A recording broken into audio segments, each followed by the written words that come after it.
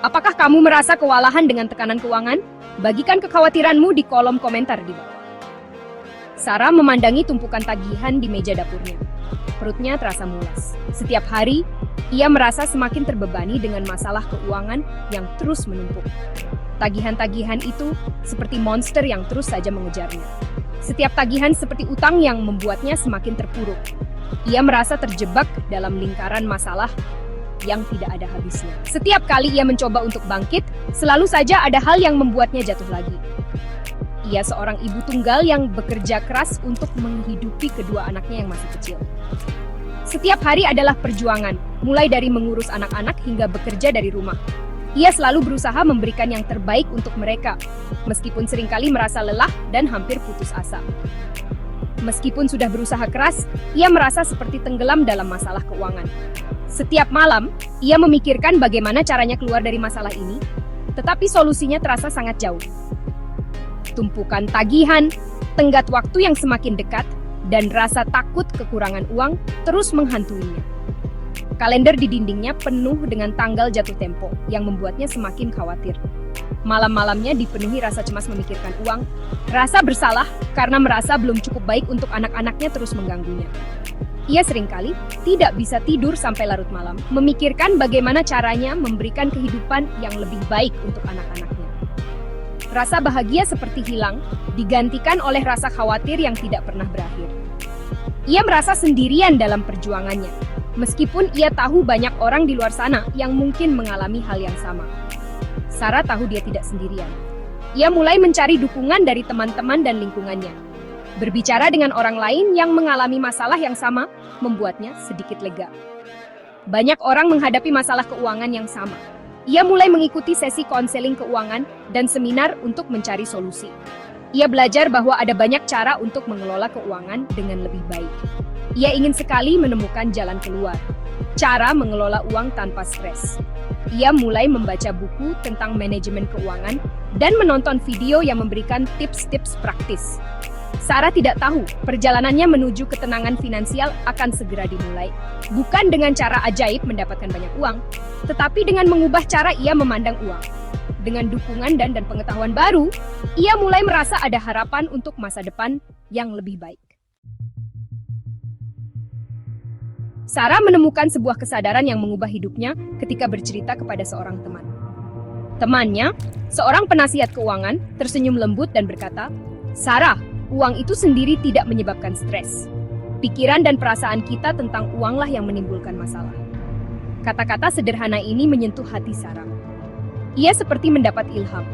Sarah menyadari bahwa pikiran negatif, ketakutan, dan kecemasannya tentang uang malah memperburuk masalah keuangannya. Masalahnya bukan uangnya, tetapi tanggapannya terhadap uang. Kesadaran ini adalah titik balik. Sarah mulai mengalihkan fokusnya dari hal-hal di luar dirinya yang tidak bisa ia kendalikan, seperti jumlah uang yang dimilikinya, ke hal-hal dalam dirinya yang bisa ia kendalikan, seperti pola pikir dan kebiasaan keuangannya. Ia mengerti bahwa kebebasan finansial yang sesungguhnya bukan hanya soal memiliki banyak uang, tetapi tentang mengendalikan hubungannya dengan uang. Dengan pemahaman barunya ini, Sarah memutuskan untuk menghadapi rasa takutnya soal keuangan. Dia sadar kalau dia menghindar dari masalah keuangannya, malah bikin dia tambah cemas. Dia mulai dengan merapikan keuangannya, bikin catatan yang jelas tentang pemasukan, pengeluaran, dan utangnya. Proses ini, meskipun awalnya agak menakutkan, ternyata malah bikin lega. Dengan menghadapi masalah keuangannya secara langsung, Sarah perlahan-lahan mulai nggak takut lagi. Dia mulai mencatat semua pengeluarannya dan mencari tahu di mana dia bisa berhemat.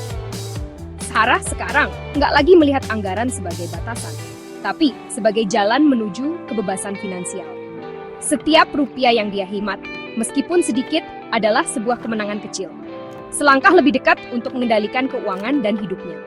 Perubahan cara pandang ini dari rasa takut menjadi semangat adalah langkah penting dalam perjalanan Sarah menuju ketenangan finansial. Bagian 4. Kekuatan kemenangan kecil, membangun rasa percaya diri sedikit demi sedikit. Sarah menemukan kekuatan dari kemenangan-kemenangan kecil di perjalanannya menuju keuangan yang stabil.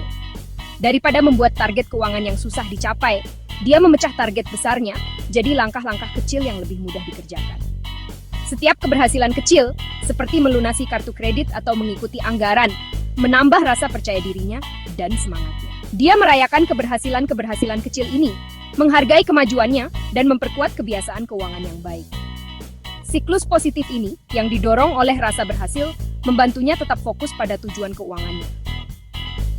Sarah menyadari bahwa mencapai keuangan yang sehat bukan tentang perubahan besar yang tiba-tiba, tapi tentang membuat kemajuan yang terus-menerus. Ini tentang membangun dasar yang kuat, sedikit demi sedikit, lewat langkah-langkah kecil yang berarti, dan akan bertambah seiring waktu. Bagian 5, belajar dari Lily. Perjalanan seorang ibu tunggal menuju ketenangan finansial. Sarah menemukan inspirasi dari kisah Lily, seorang ibu tunggal yang ceritanya ada di blog keuangan. Blog itu bercerita bagaimana Lily dengan segala keterbatasannya bisa mengubah hidupnya dengan mengelola keuangannya dengan pintar. Lily, sama seperti Sarah, pernah susah soal keuangan. Dia sering putus asa melihat banyaknya tagihan. Dia punya banyak utang sambil mengurus anak-anaknya dengan penghasilan yang sedikit. Setiap hari dia berjuang untuk memenuhi kebutuhan keluarganya. Tapi, karena tekadnya dan perencanaan keuangan yang baik, Lily berhasil membayar semua utangnya, punya tabungan, dan bahkan mulai berinvestasi. Dia belajar membuat anggaran yang sesuai kemampuan dan menjalankannya dengan disiplin.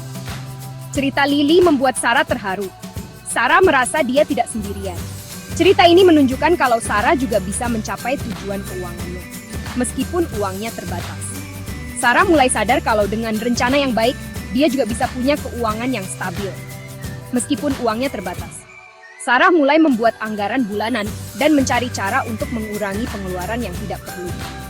Dia belajar pentingnya membuat anggaran, menabung, dan berinvestasi dari pengalaman Lily. Sarah mulai menabung sedikit-sedikit, dan meskipun sedikit, dia bangga dengan setiap kemajuannya. Dan berinvestasi dari pengalaman Lily. Sarah juga mulai belajar tentang investasi, sesuatu yang dulu dia pikir susah dan tidak mungkin dilakukan. Kisah Lily bukan cuma tentang uang, ini tentang semangat pantang menyerah, harapan, dan kekuatan dari pengetahuan tentang keuangan. Sarah jadi semangat untuk terus belajar tentang keuangan, dan kekuatan dari pengetahuan tentang keuangan. Sarah mulai ikut seminar dan membaca buku tentang keuangan supaya lebih pintar lagi. Cerita ini memberi harapan pada Sarah, menunjukkan kalau masa depan keuangan yang lebih baik itu mungkin kalau dia mau berusaha. Sarah merasa lebih optimis dan percaya diri menghadapi masalah keuangan nanti. Menunjukkan bahwa masa depan keuangan yang lebih cerah itu mungkin kalau dia mau berusaha. Dengan semangat baru, Sarah mulai merencanakan masa depannya dengan lebih baik, yakin dia bisa sukses seperti Lily. Bagian 6, penganggaran yang mudah. Tips dan trik untuk semua orang. Demi kemudahan, Sarah memakai cara mengatur uang yang cocok dengan kesehariannya. Dia pilih aplikasi yang gampang dipakai dan selalu bawa buku catatan kecil untuk catat pengeluaran tiap hari. Dia sadar, mengatur uang itu nggak perlu ribet atau bikin kita susah. Malah, kalau pintar atur uang, kita bisa lebih bebas dan tenang. Dia mulai dengan mencatat semua pengeluarannya selama sebulan, bahkan yang kecil-kecil sekalipun. Ini membantunya melihat kebiasaan belanja yang mungkin nggak disadari. Dia mengelompokkan pengeluarannya biar lebih paham kemana larinya uang. Dengan begini, dia bisa lihat pengeluaran mana yang bisa dikurangi. Lalu dia tentukan batas pengeluaran untuk tiap kelompok, biar nggak terlalu ketat tapi tetap bisa nabung. Dia utamakan kebutuhan daripada keinginan. Dia belajar bedain mana yang penting dan mana yang cuma pengen aja. Biar gampang, dia atur pembayaran tagihan dan tabungan otomatis lewat aplikasi bank. Jadi nggak ada lagi telat bayar. Tagihan lunas tepat waktu dan tabungannya terus bertambah. Seneng banget lihat tabungannya nambah. Jadi makin semangat nabung deh. Sarah senang banget cari cara hemat yang kreatif. Dia sering cari kupon diskon dan promo-promo menarik. Hiburannya juga yang murah meriah, kayak nonton film di rumah bareng teman atau main board game. Dia juga lebih sering masak di rumah, coba-coba resep baru yang sehat dan hemat. Dan dia juga sering cari acara gratis di sekitar rumahnya. Ternyata banyak kegiatan seru yang gratis. Ternyata atur keuangan dengan baik itu nggak bikin kita susah. Malah bikin kita bisa nikmatin hal-hal sederhana tanpa harus boros. Sarah jadi lebih tenang dan bahagia. Jangan lupa, ceritain juga masalah keuangan kamu di kolom komentar di bawah. Ya,